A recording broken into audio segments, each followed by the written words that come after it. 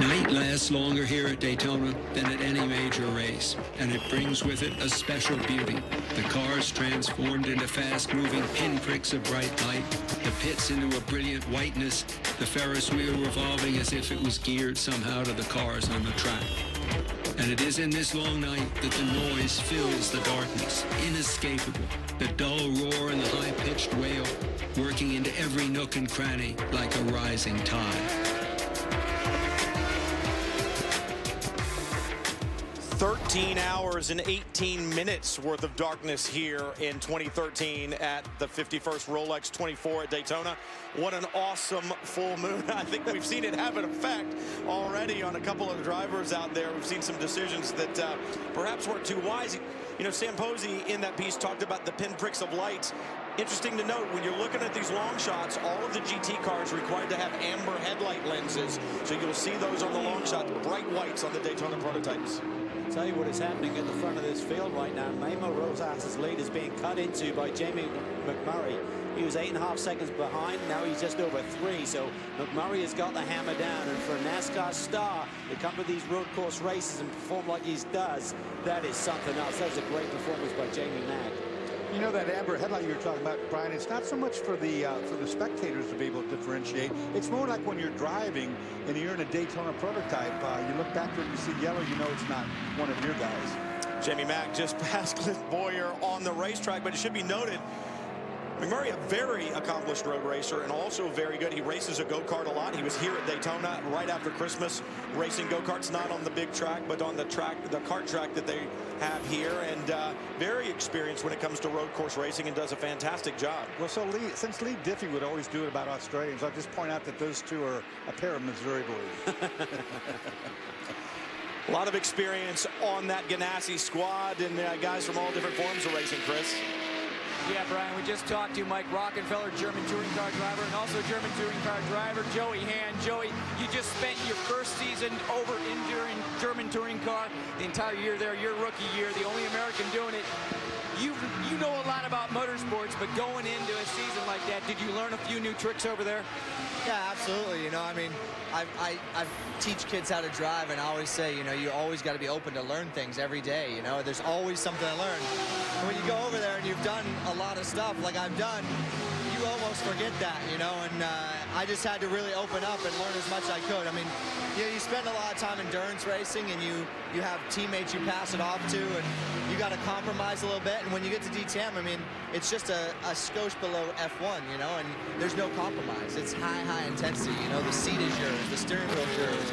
Anything you want to fix, you fix, and you got to grab every little bit you can, you know, and really focus on those things that I teach kids about, you know, getting into the pit lane, getting out of the pit lane, in the pit box, and just, you know, you can't, there's no room for error. You have to really push, and there's no room for error. And, yeah, it's high intensity. I mean, everybody asks me, how's DTM? I say, well, we're still racing. It's just different. It's a lot of fun for us to see you over there doing that. Now you're sitting here, you're going to be getting in the O2 car next, and you're watching our broadcast. Your teammate out there has shaved 3 seconds off the lead car. What does that make you think about as you're getting ready to get behind the wheel? That makes me think when I get in, I better be leading, you know? I mean, he's only a few seconds off the leader. You know, I've had great times in this Chip Ganassi car. You know, this year we have great stuff. BMW's running good. Every year I've been able to lead laps when I've been with these guys. I led a lot of laps last year, and I was just sitting here thinking, it could be a real nice night to lead some laps for me.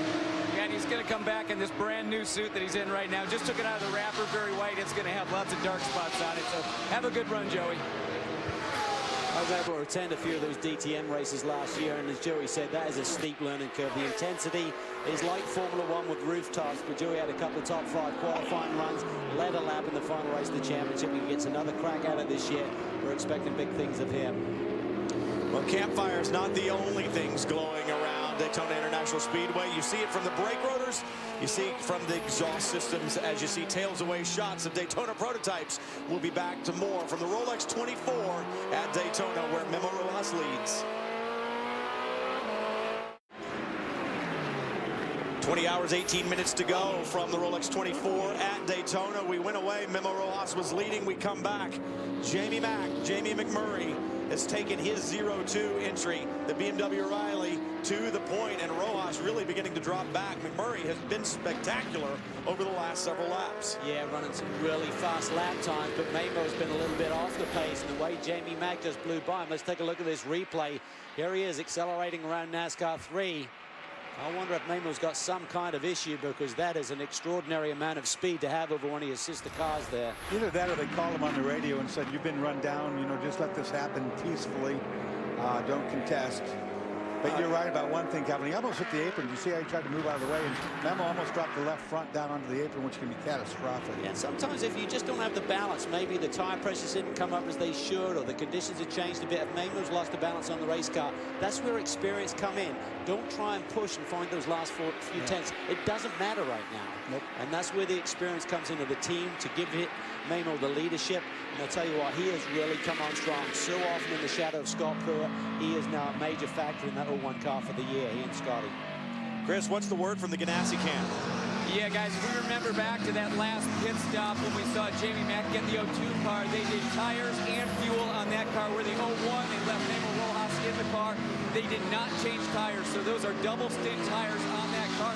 Tim Keane saying everything's fine, it's just the tires are a bit worn out compared to the 02. One of those blinking light situations. This is quite annoying if this is behind you and you're having to deal with this. And usually that's reminiscent of a pit lane speed limiter being on. Of course, we know that's not the case because the car's going too quick.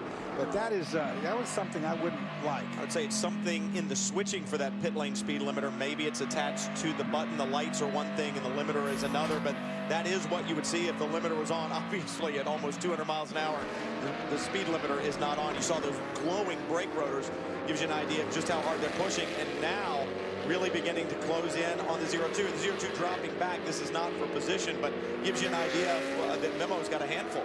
He does have a handful, and for the 90 car here, Antonio Garcia, I mean, he's lucky that Daytona is lit as well as it is now. Back in the old days, Dorsey, this infield was a nightmare, and if you had headlights going on and off as you're looking for an apex, that would have been a much bigger issue. You know, and for Memo Rojas, he doesn't know that this isn't intentional. He's thinking, what a jerk, you know, you're blinding me. I'm not going to just pull over. They need to call him in the pits. There you go. His lights are stuck. That is not for position. It's Timmy Keane on the radio saying. And I agree with Timmy. He's telling him, hey, call that car in. You can't have that going on like that. And I agree, because you've done it too, Calvin. I mean, those bright lights behind you are just welding into your brain. You know, it's horrible. Really distracting, and this is not for position, as Timmy Keane said. The 90 car is a lap down on the 2 leaders right now, but for sure, Garcia's thinking, I want to get back on that lead lap, so if he can clip it by Memo here, and then he can try and chase down Jamie Mack, but right now he doesn't seem to have the speed to do that. Well, it'll be interesting to see what the officials do have to say, because I know in years past they've talked about using their lights aggressively. As you see the 51 with a problem, one of the APR Audis. Alex Figge behind the wheel of the 51 right now.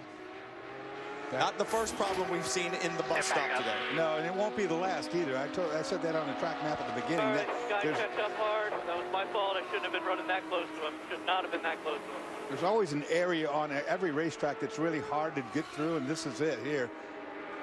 Known Alex Figge for years, and he has certainly matured. You just heard him say, that is my fault. I should not have been that close to him. He was catching a slower car, just got caught out there, probably had to get off of the throttle as he was turning in, and the car goes around. Talking about that car in particular, everybody's been driving it, said it's really, really fast, but it's a short wheelbase car, so it gets a bit twitchy. You see Juan Pablo Montoya getting his stuff on as he wants to get in the car next. And the 90 with the flashing headlights has lost communication with the pits, so he can't hear that his headlights are Isn't that flashing. convenient? Do you think he doesn't know that his headlights are flashing? He can't hear us, even if you want him in. Yeah, we'd love to bring him in, but yeah, he can't hear us right Getting back to Juan Pablo Montoya, a little bit of a raised eyebrows around the paddock about the fact that Juan Pablo has been a little bit of a liability here at Daytona. Tends to run into his competitors with regular abandon, and suddenly they put him in the 01, who just going for the championship. But Timmy Keane said, I can handle Juan. I've got to talk to him. I've got to stay on top of him. He is mean fast. I want him in my race car. I wanted him this year. Well, and they feel like Juan, too, if he is in the car that's going to run for the championship, maybe he'll be a little more well-behaved. Jamie Mack in the 0-2 from Ganassi Racing. Leading right now with the Rolex 24 at Daytona. We got a long way to go.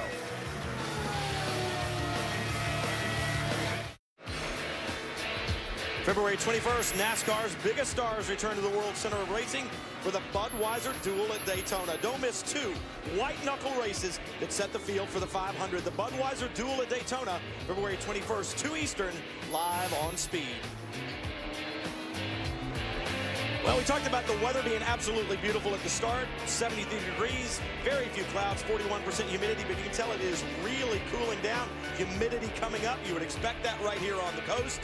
That's going to change the way these cars handle. Well, Will, you know, having slept out here the last 3 nights, I can tell you it really doesn't drop temperature very much until it gets right before daylight. Then it's going to get very humid. We're going to get some moisture on the track, and it's going to be cool. Yeah, and we're expecting a low of about 54 degrees, which is pretty mild. I mean, I think everyone's happy with that. Should be able to maintain the track temperature a little bit and keep some tire temperatures in those continentals. Eduardo Montera in the 24 for Alex Job Racing, the Alex Job Racing Audi R8, Audi Sport Customer Racing, along with Alex Job fielding that car here. And the R8s have been very impressive. They came with a plan, and that, and a problem on the departure out of the pits. They came with a plan to impress, do well, and win this event. And so far, they have been very strong, but the GT field is deep. You talk about Motara. If anyone doesn't know who he is, well, he had 2 DTM wins last year for Audi. He's won the GT Cup in Macau in this R8 and 2 wins in China as well. So he is one of the best in business. This GT field this year is unbelievable. We've got the regulars, but there are some boys. They can just plain pedal these race cars. Like this man right here in the rum bum Audi, the 13 is Frankie Biela. And no stranger to road racing, for sure. And no stranger to endurance racing. He knows how to get it done. Clint Boyer in the pits. Boyer climbing out of his Ferrari. And, you know, we talk about Biela, 4 wins at Sebring, 5 at Le Mans. But interestingly enough, he's never done this race before. He's a rookie. That's right. And his last prototype run at Le Mans was back in 2008. And since that time, he's heavily been involved in the development of this R8. And talking of that R8, there's really a huge push to sell those cars over here. Romulo Liebchen is the head of Audi Sport Customer Racing. And he said everyone toying with the idea of getting involved in Grand Am should put the R8 on their short list of choices. And those are his words. I mean, they're coming for it, and they're being really aggressive this year. Stop being completed there, and you see Biela back on the banking there. It looks like he's coming in. He dives down below that double yellow line. He'll have to get it down to pit speed before the yellow line here, and then get on that pit speed limiter button, as you talked about, Dorsey, that will not allow the car to go over the posted speed limit that they have. See him push the button right there. He's got the car where it needs to be. He'll be looking for his pit spot. A 25 lap run for Biela. 45 to 50 minutes with the pace of the GT field, so that's about normal. Big tank on this R8, but it takes a little bit longer to fill, of course. Brad Kettler says it's very thirsty. It gets another 2 gallons over the Porsche. He said we need all of it. Remember that V10 power in the back really pulls down some fuel, and they want to get as much of that Sunoco in it as they can, and they'll use every drop of it. You know, you're sitting in there and they're doing all that work, and the only thing you care about is that guy that's doing that windshield so you can see again. Look at this, just fuel going in, so it looks like they're double stinting. That's the key with that Audi. He's got great balance. Andy Lally talked about it early in the going. He said, you know what, the Porsche will run the tires off, the Audi keeps coming at you. Yeah, they said the tire wear is exceptional. Clint Boyer just climbing out, Matt. The Rolex 24 rookie gave away to the car to Rob Kaufman. The car looked good. Describe your stints. Yeah, I was just kind of getting used to it, really. I only had a few laps of practice. I'm still having trouble getting downshifted through the gears with that thing. You know, it's easy to shift too quick with that paddle shifter and kind of buzz the tires and get it sideways getting in, and made a couple of mistakes getting into chicane and stuff. Just need to get smoothened out, learn the car a little bit more, and we'll be fine. Just trying to take it easy and stay on the track. Learning the car, looking at this, running in the darkness, how much more difficult? And when is your next stint? Those headlights are big in the rearview mirror. And some of them are yellow, and some of them are white. And some of the GT cars actually, I don't know why they're yellow in the pits, but they're white on the track. That may be a little bit to that, but you don't know who's behind you. You just hope that they're paying attention, because they're way faster than you, some of them. How long before you get back in the car, Clint? I don't know. I'm going to go I don't know what I'm going to do. What do you do? Well, there's a huge Ferris wheel in the background. I'm going to go ride the You want to go ride the Ferris wheel? I say we can go back and ride the Ferris wheel. My stint should be done in about another hour. Maybe I can meet you back there. I'm afraid I got like 4 hours to burn. What time is it? I think we've got about 20 hours left of this race. Flags, it's halfway. By the way, just so you know, I saw you tweet earlier, the race actually goes to 3:30, not 3 o'clock. Oh, man. Really? Information someone should have told. Correct? No, we're having fun. It's just, right now, it's all about attrition and keeping the car on the track. The other boss, Rob Kaufman's in the car, so I'm going to get back and watch him as much as I can. Just want to thank him for giving us this opportunity. It's pretty neat to come out here and do this. Like I said earlier, this is definitely a bucket list, you know, type of race for any kind of racer. So to be able to be here, be in a Ferrari, pretty cool. Pretty cool run for the Magnus team right now. The 44, your leader in GT, has come to pit road. Ryan, I'm not going to lie to you. I did the Ferris wheel while I was racing. Oh, my goodness. I won't ask who will. Yeah. Here we go. One of many pit stops that will transpire tonight for the teams up and down pit road. Magnus Racing getting service. It'll be tires, fuel, and a driver change. A long way to go is Jamie McMurray continues to lead at Daytona. You've heard that before. And in GT, the 44 came in the lead. Who will lead when we come back? Just past the bottom of the hour. That means we're 4 hours in. And if you missed any of it, I'll show you some of the highlights or the lowlights if you were in the 32 car. A little problem early on, did a lot of damage when the tire let go and had some contact out on the racetrack. Had to replace a door, a right rear wheel. They got that sorted out, and then problems for the 60 defending race winners. Yeah, Clevis broke on the front suspension. It was a lengthy fix. 7-8 laps they lost. They're trying to claw their way back in, but we haven't seen a lot of yellow flags to get them back in the game. Then Bruno Junqueira took a ride in the number 43 Salins machine. A high speed off at the King on infield, and then problem for one of the diesel-powered Mazdas, the 00. This is the second time they were in trouble, and then, of course, there is the #1 lead car, Sylvain Tremblay, and also another problem. They are out of the race, unfortunately. Restarts a little bit wild and hairy with some of the new rules. You saw the field really fan out at the drop of the green. Saw again there, the 02 struggle. Then we see a spin coming off the banking there. Hairy moment for the 80 Porsche. Right rear was down, and man, did he take a ride. And the bus stop. Dorsey, you said it early.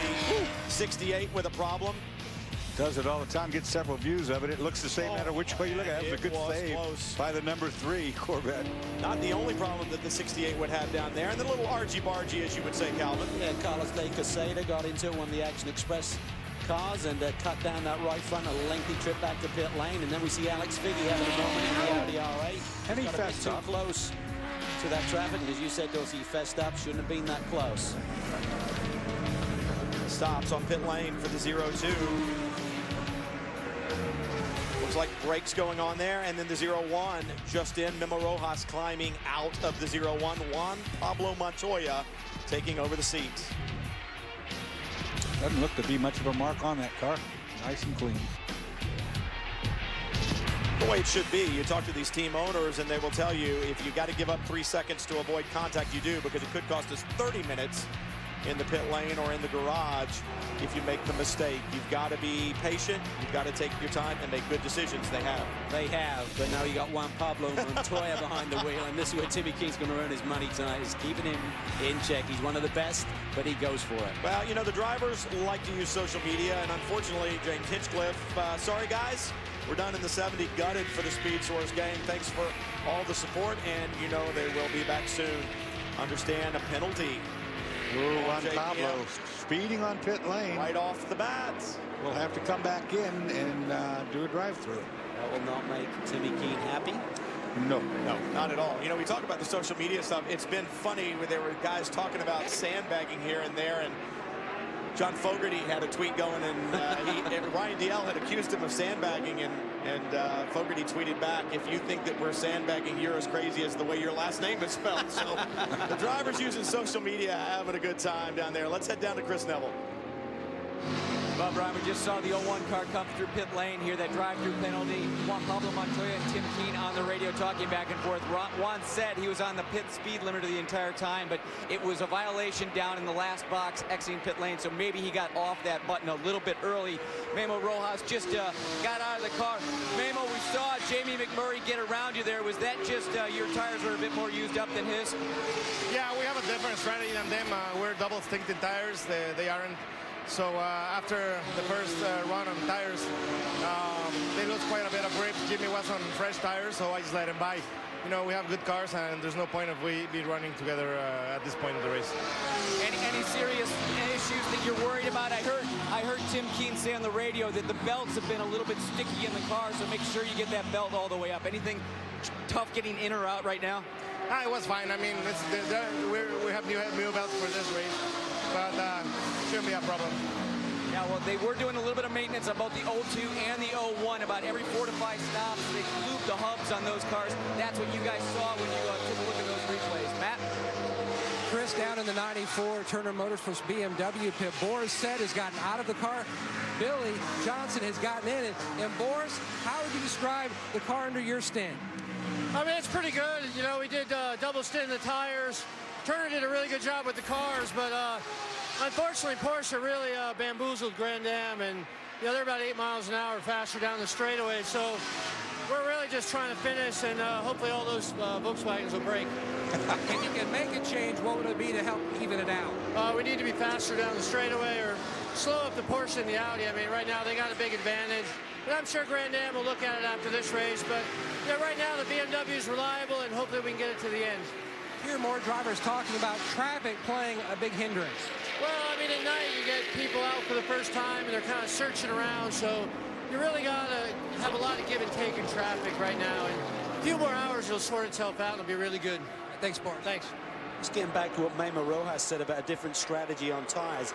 The DP teams, they only have 32 sets of tires to work with for the whole race weekend, not just the race.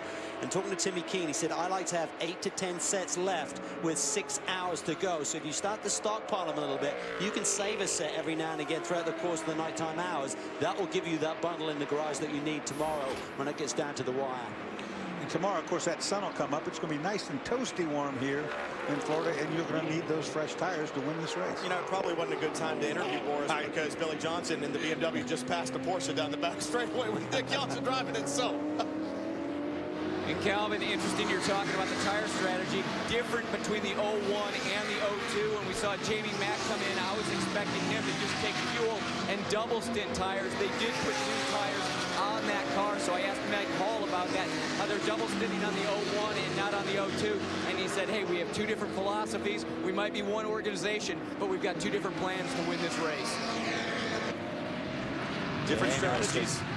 The other thing is the 02 lost a little bit of track time during the practice session. They had a steering issue, so they may have saved tires a little bit earlier in the race weekend and have started the event with a few more sets on hand.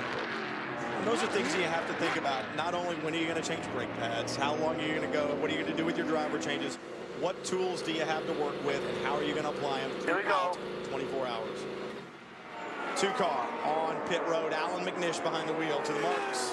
Tell you what, these Fords are getting a lap or 2 more on fuel mileage than the BMWs at this stage of the game. It's not necessary that the BMWs have run all the way down to the wire and may leave a little bit left in the tank, but even so, McNish in the game, but he doesn't have the pace of those BMWs right now. Stays in the car. They're going to tear off the tear-off screen so he can see a bit better, but that's just our routine right now. Waiting for a full load of Sunoco fuel, and he'll be back underway. One of the things about staying on those Continental tires, one, strategic as far as saving tires to the end, but they're warm right now as the ambient temperatures and the track temperatures are coming down. Gives him a good race car when he heads right back out on track. Yeah, very much so, and maybe that's also a strategy. I mean, maybe Mike Cole with the 02 team would rather do that when it's really cool. You know, like you said, Dorsey, right before sun comes up again, like 4 or 5 o'clock in the morning. That might be when they try and double stint, keep some tire temperature for the double stint, and have time to warm those tires back up again. Calvin, Jordan Taylor handing over to Ryan Hunter-Reay. Jordan Taylor was also a driver earlier in this race that got a speeding penalty here in pit lane drive-through. He had to do after that. And this team didn't look like really any maintenance on this car at this point in time. They didn't add any oil. They didn't lube the hubs. They're just getting Ryan Hunter-Reay behind the wheel. 4 new Continental tires, a full load of Sunoco fuel, just trying to get his belt done. Real slow stop here. I'd say they pulled the fuel there, and it was a good maybe 5-7 seconds, and they were still trying to get Ryan Hunter-Reay belted in there. Ryan, you saw the same thing I did. The splitter was ground off pretty far down on that car. They've been using the curbs a little too much, I think. Well, and you've got to worry about that once again. Remember, you've got to have a car at the end. You talked about it early on, Calvin. The slightest damage can affect your race at the end of 24 hours. Still a long way to go, and Alan McNish in the 2 was leading when he came to pit road. In GT, Alessandro Pierguidi.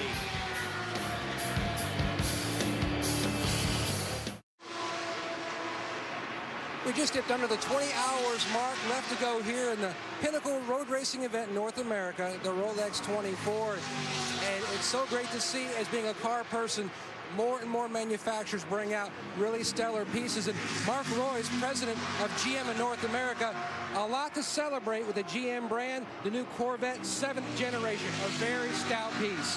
Well, thank you very much. You know, we worked very hard over the last couple of years to get a new car that looks really a lot like the C7 we introduced. No one knew that when we did it, but over the next 2 years, as we combine the series here, we'll begin racing C7 here with a little bit of modifications at the Rolex and the Grand Am, and then the MLS GT, the Le Mans will have that car as a C7 too. So very exciting times for us, and a new Gen 5 engine to go along with it. It's a combo platter if you're a GM fan, because as a company, you cherish your racing history, but you're also very passionate about the present. Well, that's right. You know, for me, this race is everything. I love coming to Daytona, especially with the weather like we have tonight. The sun sets, the lights come on. You see Corvettes, you see Porsches, you see Ferraris, you see all those cars, and there's nothing better for me. All right, thank you very much. Thank you, Matt. Let's go across the pit area to Chris Neville. Chris? Well, we just saw Jordan Taylor, a.k.a. Jordy T-Sheets, get out of the 10 car a few minutes ago. And Jordan, immediately you got on the headset. You've been talking to your engineers for about 8 minutes or so right now. What types of things are you going over with them? Well, I'm just letting them know that basically we're just in cruise mode right now. I mean, I was behind the 99 car and the 01 a little bit, and we're just cruising, I think, right now. We got plenty of speed, I think, in the Corvette, and every time I get in traffic, I'd be saving fuel. So as you saw at the pit stops, I think we went a lap further than everyone else. So right now, we're just kind of saving the car and trying to get to the end of the race.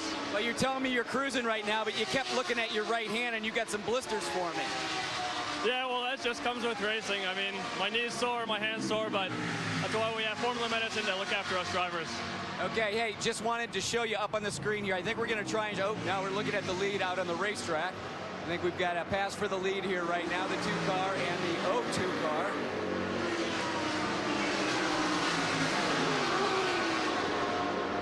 And that's McMurray and McNish right now going at it on the racetrack down in turn 1. And the reference there to Jordy T-Sheets, that was your YouTube video, which you guys just produced a couple weeks ago. Threw it out there. I think you guys were trying to make a little play at the guys in golf that did that last year. And I think we're going to try and show some of that out there. But how did you guys get that idea? Well, it was me and my good friend Mark Jensen. We were just kind of sitting at home a couple weeks ago, kind of bored. And we just thought of the video and thought of doing a music video. And we're so, Ricky, myself, Spencer, and Mark, we're all so serious when we get to the track. So we thought maybe we'd show everyone a bit of our personality and have fun with it. A lot of people took it a bit seriously, the video, but I think if you have any sense of humor, you'll enjoy it. So it was fun. We enjoyed it because we laughed at ourselves and everyone else laughed at us. So it was good fun. Where can all the fans at home find it on YouTube? Just type in Good Vibrations Grand Am Style, and there it is. All right, you gotta go get some rest, buddy. All right, thank you. You know the people who took it serious.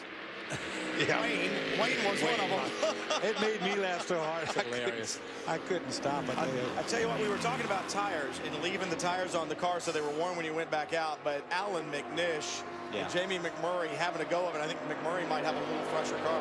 Yeah, he's certainly got some speed here, and I think he's just going to walk around Alan here on the high banks. He did it on the last lap. Alan just took it in really deep on the banks. There you can see Alan trying to push him up a little bit. He's giving him room, but he's making Jamie think about it, certainly. Yeah, McMurray being very cautious right there. Welcome to road racing. Clears it. Slammed it down. No, you're not going to stick it back. Oh, yes, he is. Look at this. He's going to use his car as a pick. Watch. Still out there. This is where you got to be careful, Jamie Mac. Don't get caught up in this. Do not get caught up in this.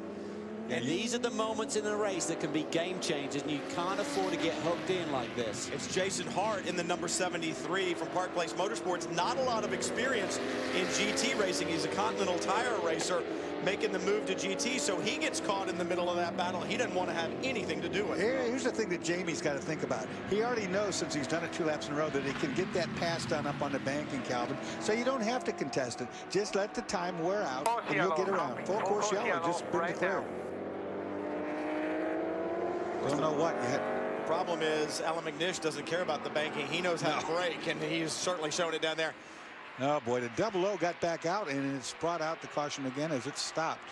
He doesn't know about Alan McNish being a terrier, does he? Well, if he watched any of last year's race, he certainly should know. And Jamie Mack studies the game. I'm sure he knows a lot of the boys out there, certainly the front runners. But we talked about the beginning of the race. You can run these races flat outdoorsy. The cars can do it, but it's the mistakes, the contact that will bite you.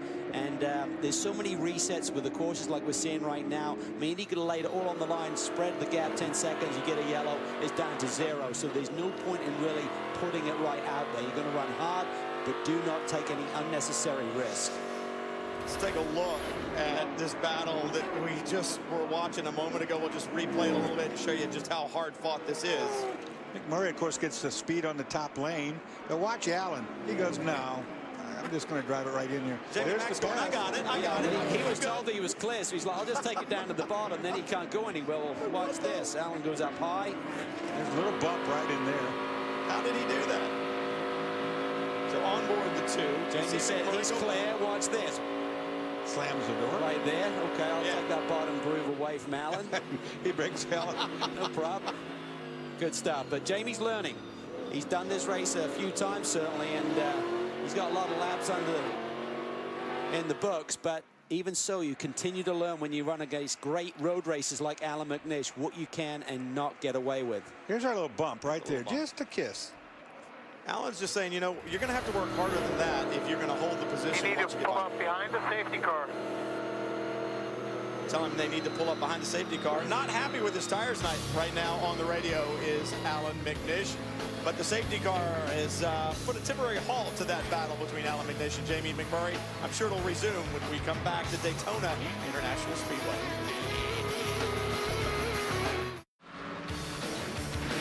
Next Saturday, get down and dirty with the 2-wheeled Warriors of Dirt as they return to Anaheim. Get sucked into this adrenaline-filled, action-packed season of Monster Energy Supercross. Next Saturday, 10:30 Eastern, live on Speed. Well, we talked about the drivers communicating a little earlier with their social media. Here's a Ryan Dial tweet. Straight line speed, huh? You haven't heard that complaint before. Yeah, but it's kind of ironic how the roles are reversed, because last year Pruitt and company couldn't do anything about those Fords, Dorsey. They were just flying here last year, and the tables have turned a bit. And now we have politics on Twitter. Anywhere that they can play and tell their story, they're going to do it. Look at the fans, and you couldn't ask for better weather. Just a little bit cool, makes that campfire feel good. The weather absolutely perfect, and it should be this way to the checkered flag, just like we said. And that full moon makes things even that much more exciting. Look at a little smoke hanging in the air, and I think it's neat when we leave here at night. You hear the cars, you see the lights, the smell of the campfires. It's pretty magic. You know, as many years as I've been coming to this thing, it makes you appreciate a event like this. That's going to be so nice weather-wise from start to finish. Calvin, you and I have been here when it's so cold you can't stand it. Been here when it's so hot it's unbearable, too. Yeah, that's right. Or foggy, if you want to talk about that. I'll take cold over hot, though. I mean, these cars can be unbearable if you have a really hot day. So the drivers are pretty comfy right now. And Alan McNish only has 7 laps on the board since his last pit stop. So it'll be interesting to see if he takes this opportunity to make a pit stop when the pits are open. That light, by the way, is the designated the pits are not open. It's the pit closed light you see flashing at the end right there. Yeah, slightly different rules for this year. They really want to get the whole field packed up, so we may always have 4 laps for a normal caution procedure as opposed to 3 that we had last year. New race director Paul Walter just wants to do things a little bit differently, allow the pass around, get those cars that are being hurt by not being on the lead lap, give them a chance, and then get the whole pack together before pit lane automatically opens, as it did last year and years before that. It's good from the standpoint that you do have the opportunity, if you're smart enough, to get a lap back if you're a lap down. So it keeps you in the game throughout the entire event. You're not just out all of a sudden. Well, while we've gone to full course caution, it'll be interesting to see if Clint Boyer has made his way to the Ferris wheel. I did see a tweet that said he's the funniest character to be trusted with driving a Ferrari since Ferris Bueller, so that's good. Here he's in the press room keeping everyone entertained a few minutes ago. Now, McNish not happy at all with the handling of the #2 while he was out there, and we understand that they may do some work, or whether if he does come in, perhaps checking a shock to see if there's some type of a problem there. Well, Bourdais, when he got out of the car, complained of understeer. He said, we don't have straightaway speed, we've got a lot of understeer. Well, typically you try and trim the rear wing out a little bit to balance the car and get some straightaway speed back, but all of these DPs have a minimum rear wing setting that you can run with gurney such, and everything else has to be a certain height, so maybe they're at the minimum downforce level already, and that really stops you from balancing it out with aero. All day long from the drop of the green, the 0-1, the 0-2 have hung right in there in the top 3, and Jamie McMurray so impressed with him over these last couple of stints, and see Mortara there in his GT entry. They have been strong. Once again, Audi really making an impression here this year. They did not have a good debut last year, and they put the car in the hands of some of their customers, and so they said, we're going to stay with customers this year, but we're going to come in, we're going to help, and they have brought the full force of Audi Sport customers racing here, and it has been impressive. It certainly has, and I think it's just a different philosophy. I think they didn't want to come with the factory teams, the factory drive, and say, hey, if you've got the factory squad, you can win with this car, come and buy it. They thought that would turn people off. Hey, you've got to have that full support to get it done, so they allowed the APR team to go out, learn the ropes. The car really needed a lot of development through the course of the year, which that team did a great job with, but they come this year, it's like, okay, we've got the car more in the ballpark, now we want to come loaded, and they've really got a lot of factory support here this year as well. Last year was really a work in progress for that car because it was such a potent street car. It had to be brought down, if you will, to the speed of some of these other cars, and it's taken an entire year for this to get dialed in and to make it a more level playing ground. One thing we haven't really spoken much about, Brian, is the merger that is going to happen next year between the American Le Mans Series and Grand Am. So there's a lot of excitement being talked about in the class structure for next year. We anticipate 2 GT classes, one really around the Rolex type GT cars, and another around the ALMS, which are a little bit more high tech. And but with that, obviously, higher budgets to run. I think change is the scariest word in the English vocabulary, and when they knew that there were going to be changes and mergers going on, it really scared a lot of people. Scott Elkins got together here in a press conference and at the Roar and really settled a lot of people's fears as he and Richard Buck got together and announced the new class structure. The leaders on pit road. Buck, both Ganassi cars in here. Just going to do fuel only on both these cars, blowing out the radiators. This comes a really good timing for Juan Pablo Montoya. He had that drive-through penalty a little while ago. He gets to make all that timing up. Both cars down and away. Matty?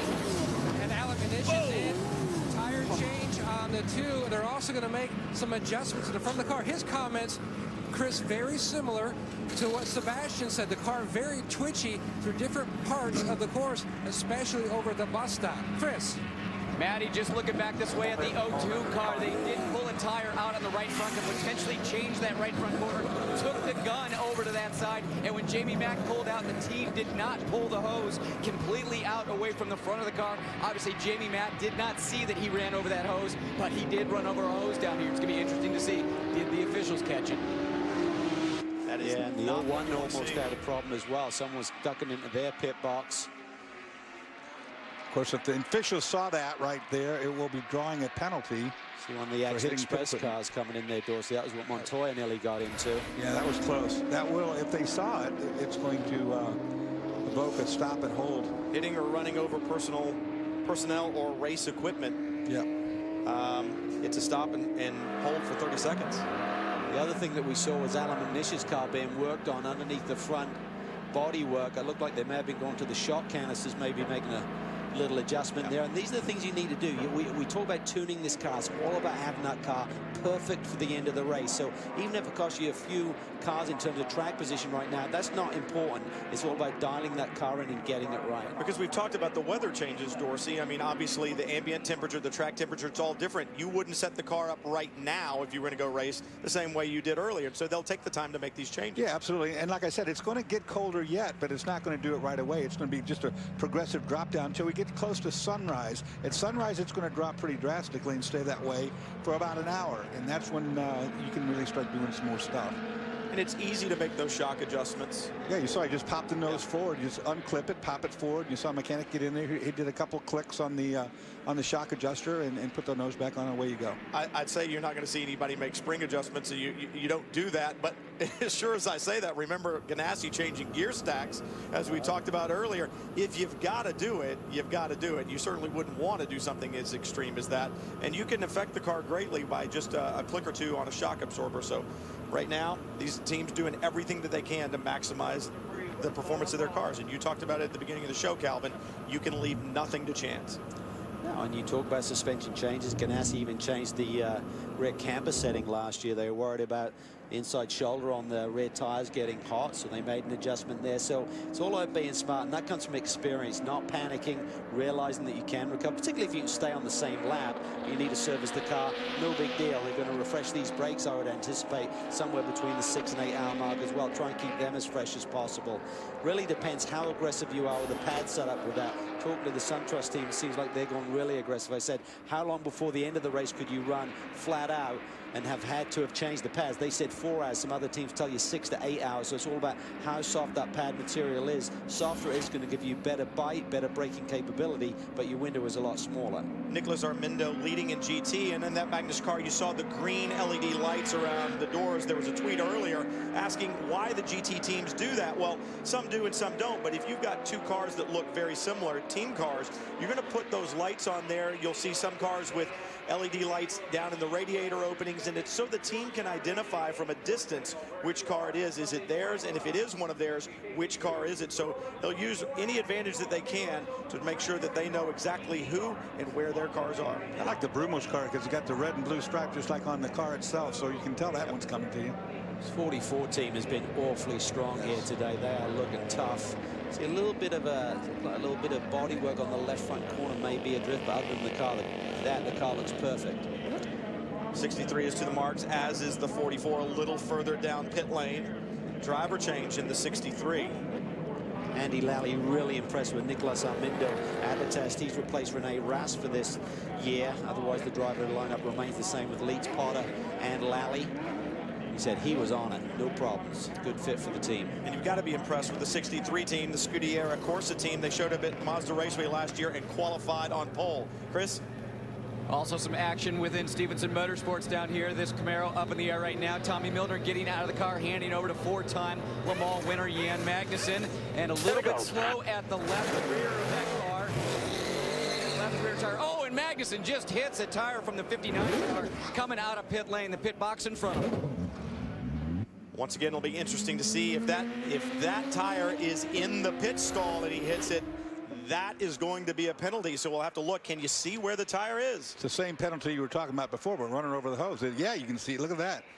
I doubt they've missed that. That's going to be a stop and hold as well. Pretty hard on the 59 car. Wow, mistakes. You can't afford to make them, but if you're going to, make them early so that you can make amends. The Rolex 24 at Daytona continues. When we come back, hopefully we'll be back to green flag racing. We'll see you on the other side of this.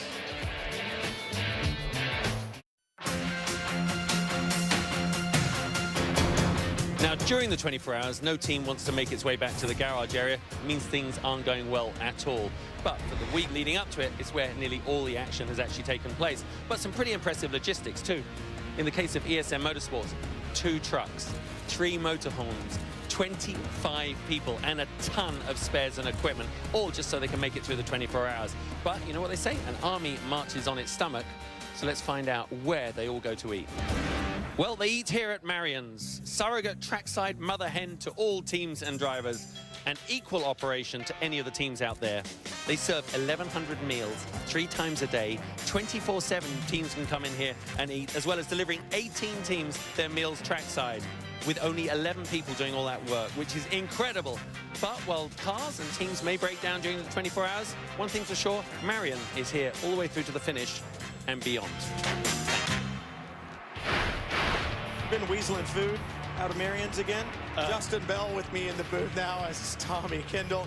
And down in pit lane, Andrew Marriott and Jamie Howe. Welcome back, guys. There's plenty of action going on, that's for sure. Still under full course caution. Ryan Hunter-Reay being shown in the lead right now. Jamie Mack, and things will get sorted out when we go back to green flag racing. Most of the leaders have been into pit road. Andrew Marriott has a story for us from down on pit road. Yeah, well, the big story of GT is the fight between Ferrari and Audi and Porsche. And with me, one of the stars of the DTM, Edo Mortara, one of my mates from that series. Edo, different racing for you, but you are really working hard there. Oh, yeah, I mean, competition is really tough, but we've got a great car, and number 24 crew is doing a fantastic job. At the moment, we are right up there with the best in GT.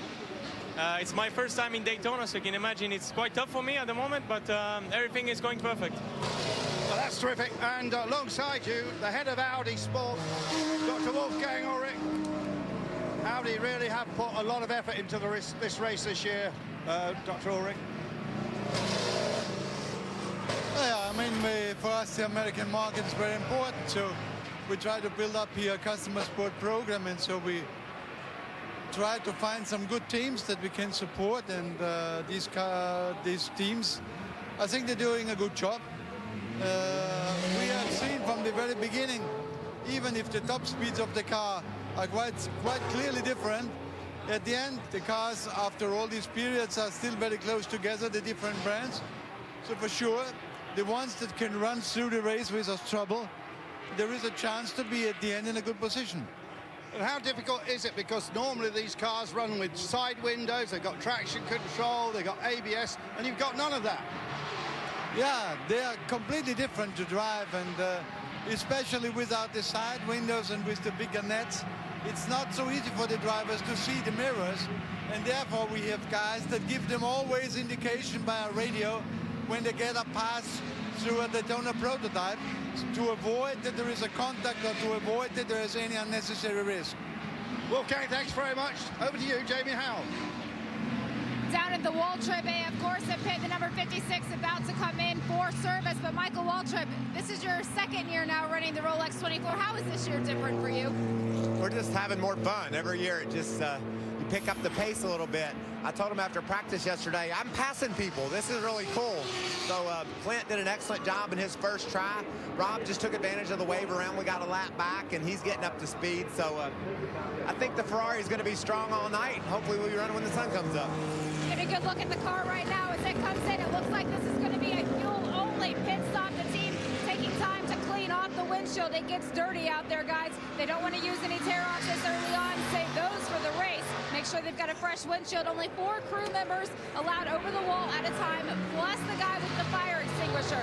AF Corsa is a fantastic team in sports car racing. They certainly do their homework. They might not run many races in Grand Am, but they certainly know how to run one of these Ferraris. They do, and you heard Michael Waltrip say they are having a ball, and obviously Clint Boyer is when we spoke to him earlier. We'll come back to more from the 51st Rolex 24 at Daytona right after this. Make sure you stay with us.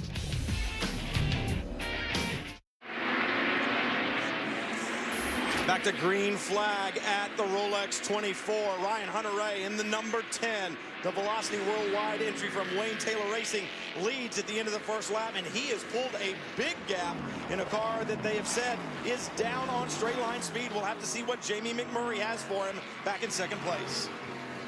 Yeah, and Hunter-Reay, you know, this is kind of a homecoming for him. He credits Wayne Taylor with really kind of restarting his career after he was more or less drubbed out of IndyCar racing after the Rocket Sport experience. And Wayne Taylor's like, why is this guy not racing all the time when they ran together in Utah? And so we've seen what's happened since then, culminating with the IndyCar title last year. And so the guy is just a real charger and really likes to go. I got to spend some time with him. We were teammates at Petit Le Mans this year, and he doesn't rest on his laurels. He just likes to get in the car and go fast. I mean, he just flicks a switch then, because you can't blame interference from GT traffic. You can't say there was a back marker. You can't say the conditions are bad, the visibility. He just flicked a switch and went. I mean, we are seeing McMurray pulling a little bit up there on the infield, but that was a very impressive start. That's how you start and stay out of trouble at the start of on a restart. You talk about his IndyCar championship. You go back to Baltimore where he was behind. He never quit. He had to win that race to stay in the hunt and take it to Fontana, and he did exactly that. There is no quit in this young man. There was an element of destiny to that. When we were sitting down to watch the finale, I said to my wife, I said, I can't believe that Penske and Power are going to let another one slip away. But Hunter Ray just just took the thing by the neck and wouldn't give up. At Baltimore was a huge win, and anyone who's followed him and seen how hard he's worked, his father Nick Hunter Ray supported him, in every way possible. It's a real feel-good story. Alex Job, entries running nose to tail. The 24, the Audi out in front, followed right behind by Damien Faulkner in the 23. It's like seeing two different species of animal out there in the GT world. Those cars couldn't be more fundamentally different from each other. And yet that's the great thing about the way this series is running these cars. Obviously, they have a great performance balance between these two, because to run that close and look pretty even, look like the Porsche had him under brakes there. But I'm sure there's some nervousness up in the pit box right now. Well, it's funny. I mean, the Audi performance here last year was not their finest moment, and I think Dr. Ulrich probably said, if we're going to be out there, we're going to get serious about this. Now, am I the only one? I want to party with Dr. Ulrich. Is that guy ever serious? Yeah, no, he looks like, I think he's serious when he might be firing you.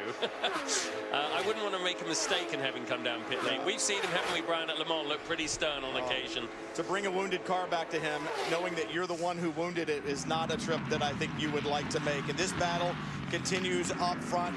Right now, Jamie Mack closing down a little bit on Ryan Hunter-Reay. And Wayne Taylor did say early on, we had to really trim the car out to get the straight line speed, speaking of the 10. And so maybe that's why we're seeing it backing up a little bit to McMurray in the infield. He just doesn't have the downforce to help him through these corners. I noticed when I was off air, a close-up of the 10 car, the front splitter is getting worn away quite a bit. If it starts to delam underneath there, that could really affect front downforce. It's interesting. You saw the same thing that we did on that stop when they lowered the car. It looks uneven. It's worn more on one side than the other. Calvin Dorsey talked about perhaps running over too many curbs, which you don't want to do. That's the driver inducing the damage, or is it just a matter of the setup that's on the car? You can't stay off the curbs here. I mean, it's to get through the bus stop quick, you got to climb up and over them. Now, if you're hanging wheels on the back side of them, that's another story. But look at how he's right up on it. McMurray right there right now, but we're hearing that it may all be for naught. Remember, there was a report that he may have run over an air hose. McMurray on the outside, not going to get it done this time. Ryan Hunter-Reay better on the brakes, but we're getting a report he did run over that air hose. If he did, it's a stop plus 30. That completely changes the dynamics of this, but in the cockpit right now, he's hoping his team are probably appealing it, which is why he's still hard on the back of McMurray. But it's these guys have got a lot. This is a real motor race. I mean, we're 5 hours in almost, and that's as long as any other race in North America nearly. I mean, other than Sebring, that's quite extraordinary. Lobbying efforts in Washington have nothing on the lobbying efforts that are going on down there on the pit box if they're trying to take care of a call that they think went against them. Well, this is, when you're as a driver, you're in the car and you're saying, I didn't hit it, because you never do anything. And oftentimes, if it was a hose, you wouldn't know you'd hit it necessarily. So all you can do is keep your foot to the floor. Well, it was the last set of pit stops that are in question, and it was an air hose, I believe, on the left front that McMurray is accused of running over. So let's take a look. See the crewman up front. You see the air hose. He reaches for it. He was so focused on blowing the screen clear that Oh, and then you almost lost 2 Action Express cars and 2 Ganassi cars in one fell swoop. As we were cutting away, this is a pass for the lead. Tell you what, Jamie McMurray is doing a great job, and he's getting an education in braking. Alan McNish started it. Brian Hunter-Ray is continuing it, and Jamie's going, I think I got this now. And here comes Montoya. Yeah, Juan Pablo Montoya and Ryan Hunter-Ray about to go at it toe-to-toe, and once again, we see that 10 car beginning to slip back into the clutches of the BMW power behind him. Remember, at this pace, you've got a lot of trust in the fact some of the best drivers in the world are either side of you right now. But you know, if you're Hunter-Ray, you know, you can't see. I mean, I've driven the DP round here. You can when they're that close behind, you can't actually see which move he's about to pull off. So you have to, and you know you're not allowed to do counter moves. So you've actually got to take your position, and if he does a good pass, he's gone by. Well, and Calvin questioned, and we all did when we saw Juan Pablo Montoya in the car with Pruitt in that assignment. And in talking to Timmy Keene, we talked about this earlier. Timmy said Juan performs better when he knows that he could affect the championship. If he's a wild card in a second car, he lets it all hang out. I talked to Dario a little bit about that, and he said, you know, there's a sort of a different mentality. The 0-2, they're serious, but there's not that much at stake. Exactly what you're saying, and so Montoya. Look at those brakes glow red. See how much, if he can make up any ground. I think Jamie look at how much ground he makes up on the 10. The 10 is really struggling through there. So whether it's the splitter or something else, that's definitely the Achilles heel of that 10 car right now. I'm sure some of the Ganassi members are seeing red. You hear the crew talking to him, and what they're telling him, he does have to come to pit road right now and serve this penalty in 30 seconds. Sitting still is going to seem like an eternity. Here he comes. So this is now the battle for the lead. Oh, and Ryan Hunter-Ray is going to get held up behind the 57. Montoya sweeps around the outside while the 2 serves his penalty. It does seem like an eternity sitting there, and the car's making all sorts of noises. And remember, it's a very vulnerable moment when you bring a hot car to the pit lane for any reason, especially an unscheduled stop. Think about time distance. He's sitting still. The competitors are on the racetrack, flashing by at almost 200 miles an hour through the tri-oval. So think of the distance that's being lost as you sit there for that period of time. Okay, you're good. And then you've got the 35-second run down the pit lane, plus the 30-second hold. So it's going to set them well back. But that is the point that we've made throughout the entire broadcast at this point, and that is you take it, you go on, you take your medicine, and you move on down the road. Well, moving on down the road, we got plenty of it yet to come. It's Juan Pablo Montoya who has taken the 0-1 to the lead. The stories, plenty of them left to tell from here in Daytona. We'll do that when we come back. The Rolex 24 at Daytona, just the first of many races on the 2013 schedule for the Rolex Sports Car Series. We'll move on to the Circuit of the Americas, the first time we'll run there. And some familiar names. The Road Atlanta, great to see that on the Rolex schedule. Belle Isle, we were there last year. Mid-Ohio Sports Car Course. And then Watkins Glen International, a racetrack where we'll run a 6-hour race. Always great to go back to the Glen. Indianapolis right after that. Road America. A great venue, Kansas Speedway, the first time we'll go there. Mazda Raceway, Laguna Seca, and we'll end at Lime Rock Park.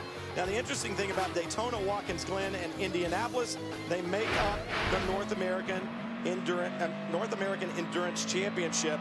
Those 3 races combined, a championship within a championship. And great to have the president of Watkins Glen International here, Michael Printup. And Michael, great to see you. Welcome to the Rolex 24. Thank you. It's a lot warmer here than it is in New York State right now. Yeah, it was only 5 below the other day when I left.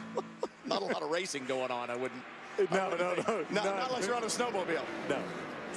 You know, let's talk about the schedule at Watkins Glen this year. Obviously, it's such a historic venue. I know all 3 of us sitting in this booth have raced there and loved racing there. But you think about the Rolex series going there, the 6-hour race, it's always big. And I know you're going to do some of the same events that you did last year in conjunction with the 6-hour.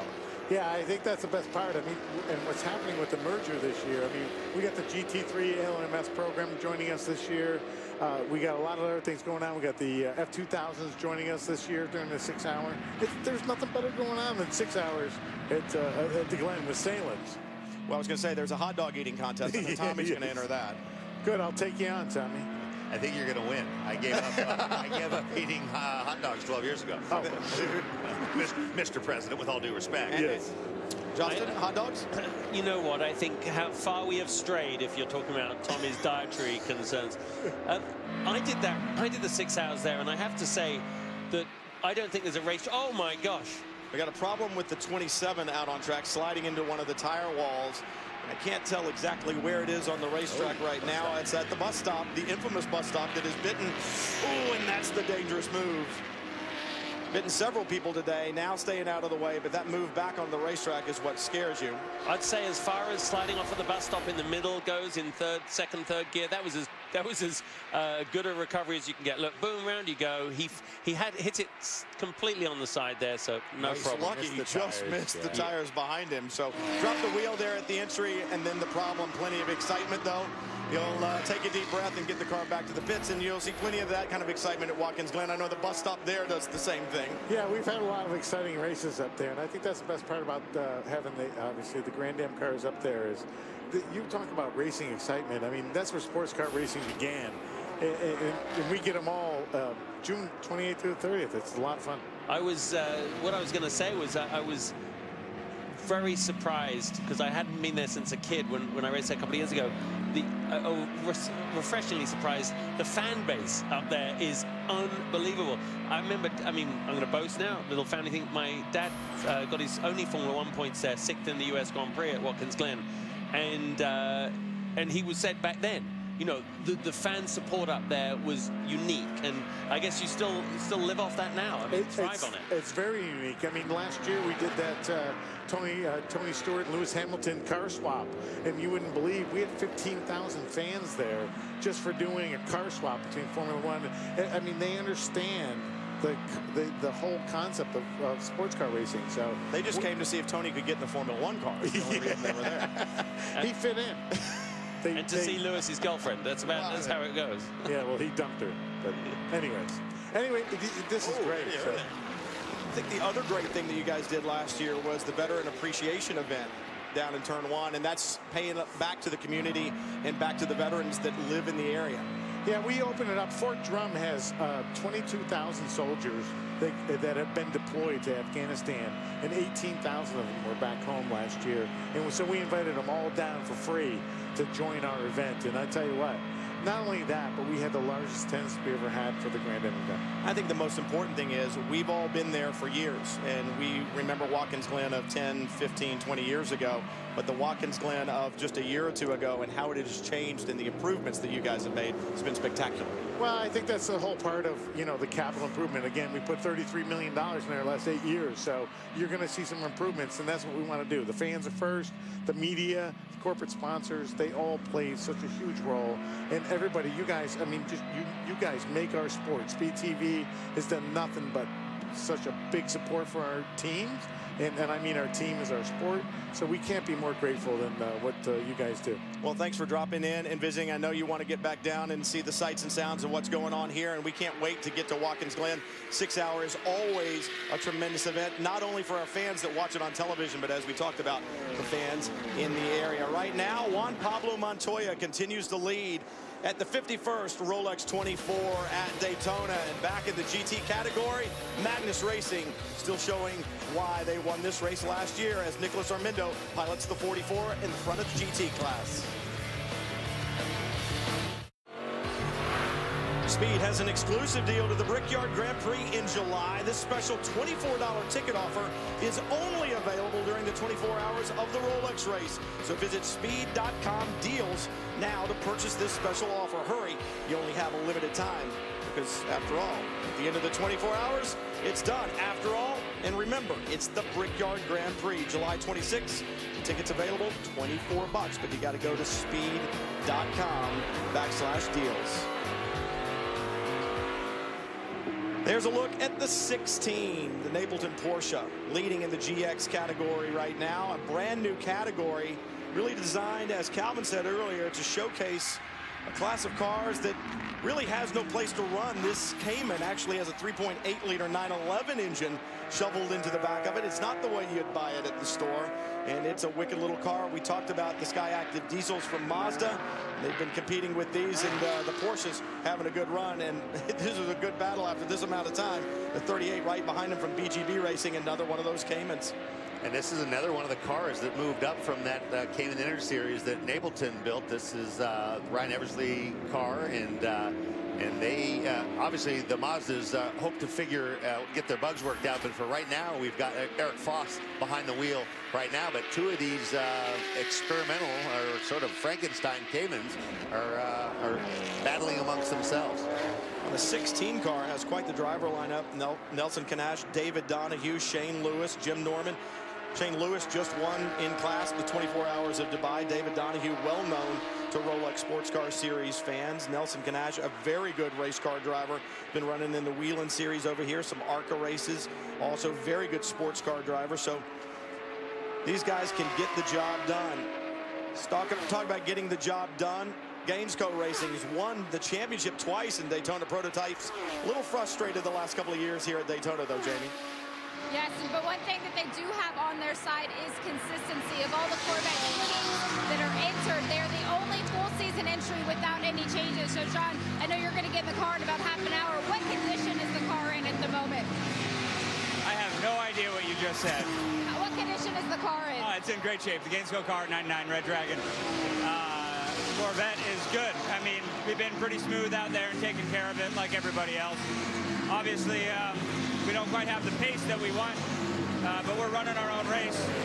You know, after this race is over, everybody on the team and GM Racing and everybody's going to go back, put on their thinking caps, make sure we have a more competitive piece when we come back for Circuit of the Americas. But 24-hour race, we're looking good. You know, we're running up on the lead lap up front, so nothing to worry about here. You guys have a lot of consistency within the team, driving together now for 88 races, I believe. It's been a long time. How much does that help you in a race like this?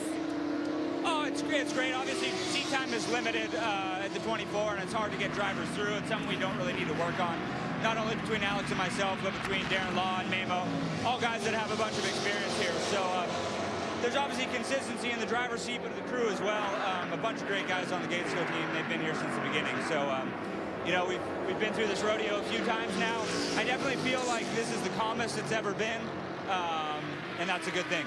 You heard John reference the Circuit of America race. That's the next race for Grand Am, and it will be a home race for him, and Gainesco will be sponsoring it. Darren Law in the 99 right now. Good to see him in that car. 42, running so well early on. Dane Cameron doing a spectacular job.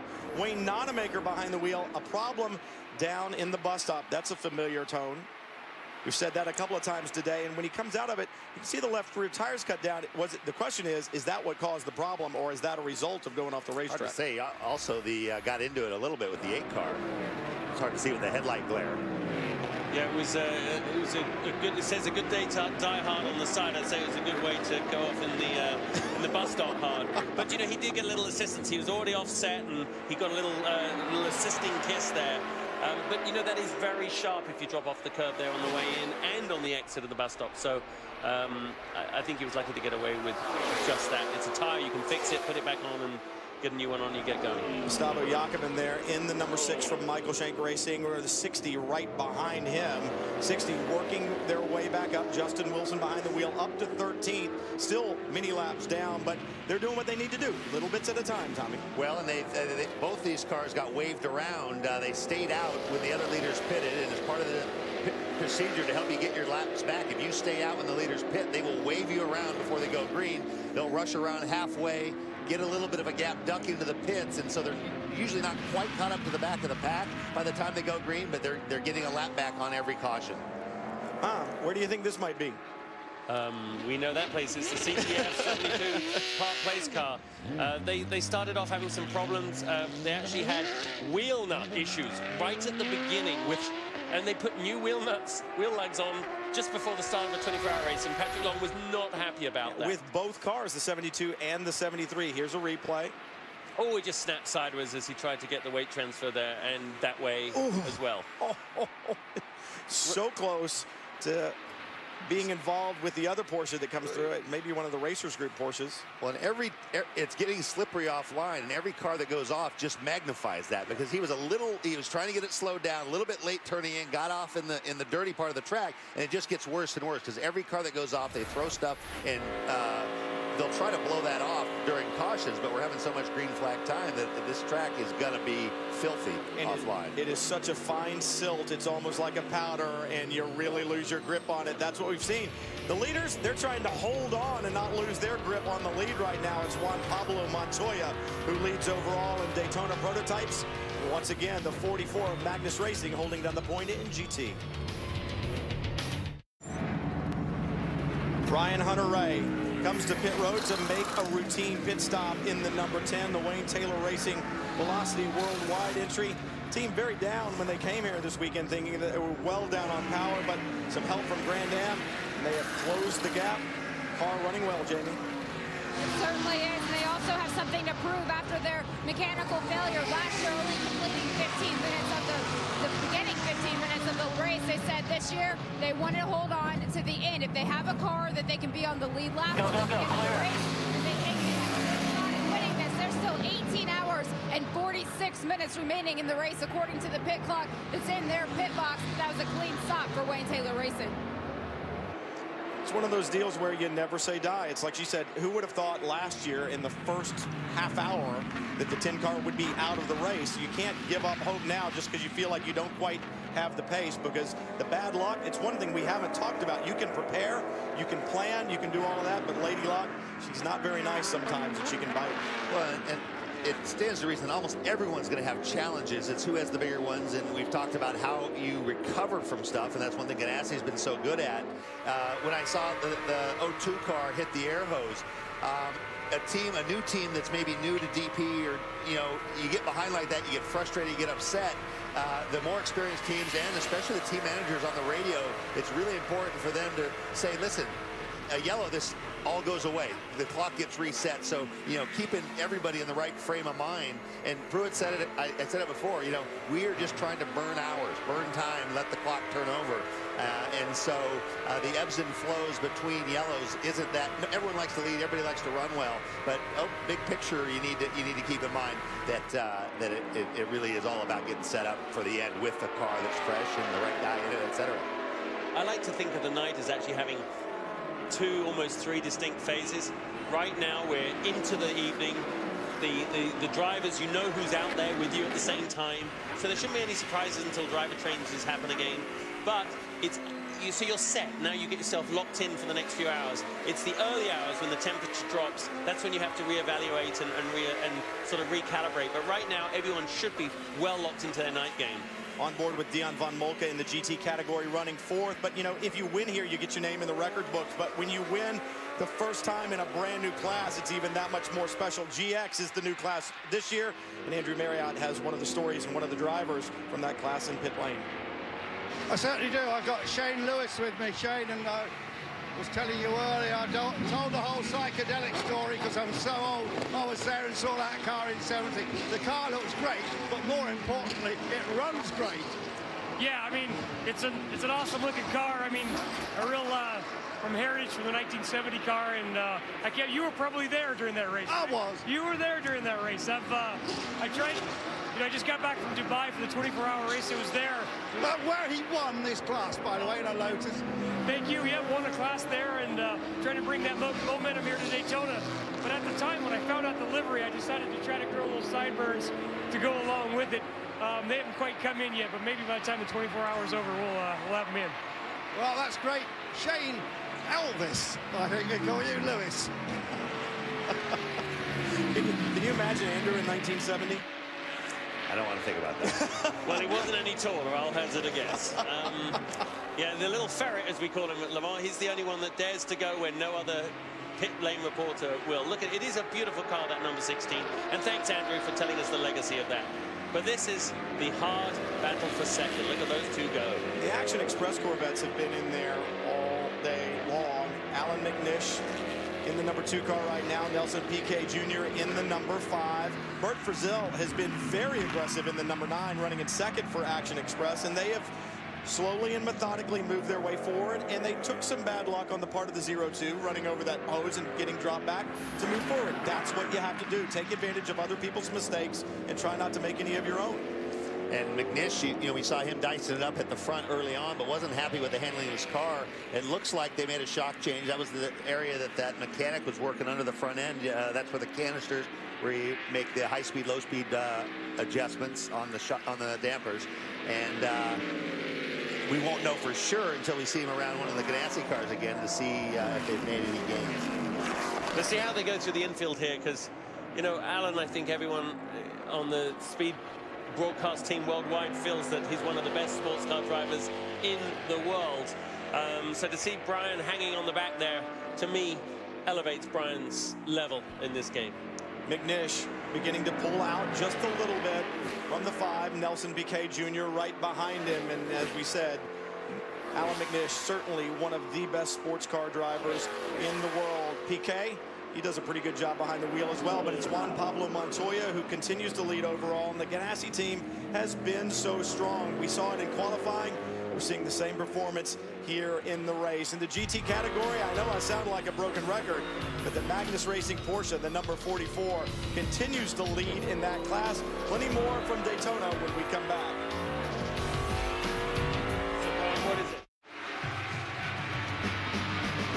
The Rolex 24 at Daytona is presented by Rolex, official timekeeper of the Rolex 24 at Daytona. Let's catch you up to speed if you've stepped away to have some dinner or whatnot. Great battles between Alan McNish, you ride on board in the 2, and Jamie McMurray. McMurray learning how to use the brake pedal, and McNish glad to show him. Little argy-bargy through turn 1 there. And this went back and forth, and then a problem on pit road for the 0-2. Runs over the air hose with that left front. Will cost him a stop and a hold for 32nd on pit road.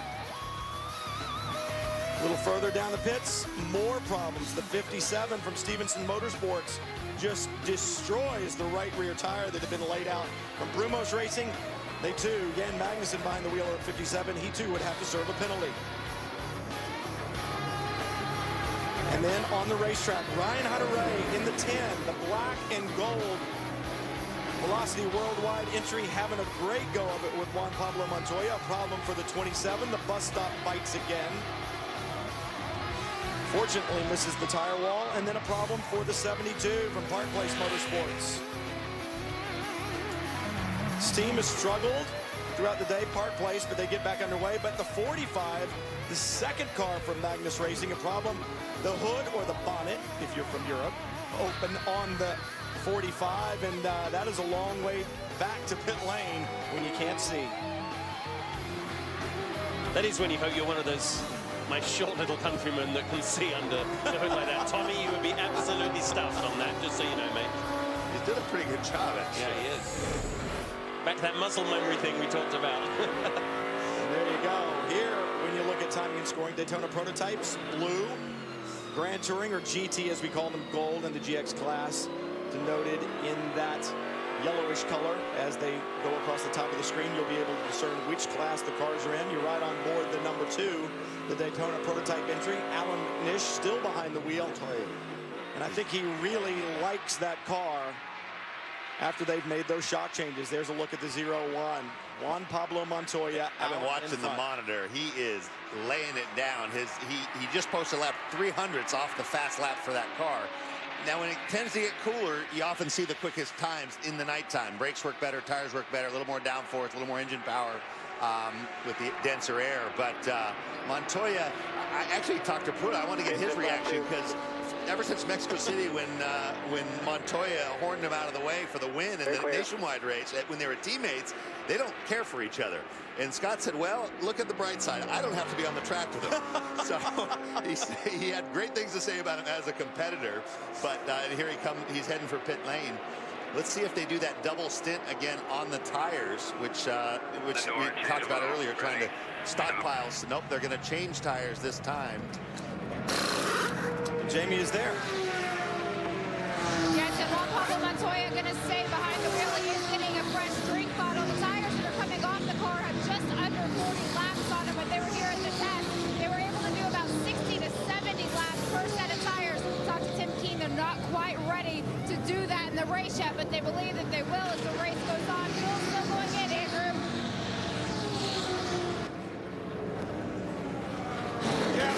Sounds a bit of a problem at the front of the 44 car at the moment. They're just changing the splitter, but they're banging the new splitter into place in this leading Porsche. And just having a quick look round. Shouldn't take more than another 10 or 15 seconds now, just making absolutely sure that this splitter is secure. And there you have a fantastic noise. That's what I love about this job. Back to you, Jamie.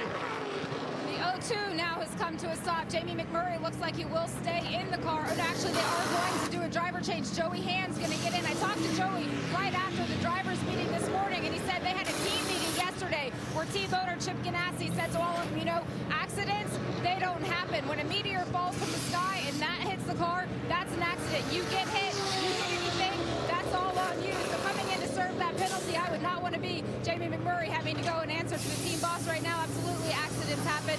He didn't know that that hose was still there, but that was a mistake that cost him some time. Fuel now. Interestingly enough, I didn't see the left front air hose anywhere close to the left front wheel on either one of those cars on those last stops. Was the guy still there? Yeah, well, that's a good point. Well, he was clutching it very close. If you notice, left-hand side of the screen, he held it in. And that's what it should be. Double check that it's not going to happen again. You know what? The thing about Chip Ganassi, he gives all the credit to his team, and he hires good people. People stay there. They clearly like to work for him. He lets them do their job. But that's a case where he doesn't say a lot, but when he speaks, people listen. He's there. He's on site. And that was something that I was starting to say about Pruitt and Montoya not getting along. He said, Scott said, that's one of the interesting things. He says the driver lineup is totally Chip's domain. And so they're kind of waiting to see how Chip wants to run things. And so, you know, he said he wanted Montoya in that car. Maybe it was to keep him focused. Tim Keene said, I want him. But interesting lineup there as we see both Action Express cars in at the same time as well. They're like, I won't say it. And Alan McNish, the number 2, came in. The picture to your right, it's Ryan Dial, not Evil Knievel, who climbed in the number 2. You saw that suit. It was very Evil Knievel-ish. And Dial takes off in the number 2. The 9 from Action Express underway, and a little bit of delay for the 5. Looking inside that car, is there a brake rotor fire on the right front? As they work inside the cockpit. The light hitting or was it just the light? Yeah. That's right. That brake rotor fire typically is not a big deal. It will blow itself out, but it is one of those things that you have to keep an eye on if you sit for too long. We're going to take another quick break from Daytona, and when we come back, Bob Varsho will take my place. He's going to do a double stint to the end. We'll have plenty more stories. Tommy will be here, Justin will be here, and Bob Varsho when we come back to Daytona.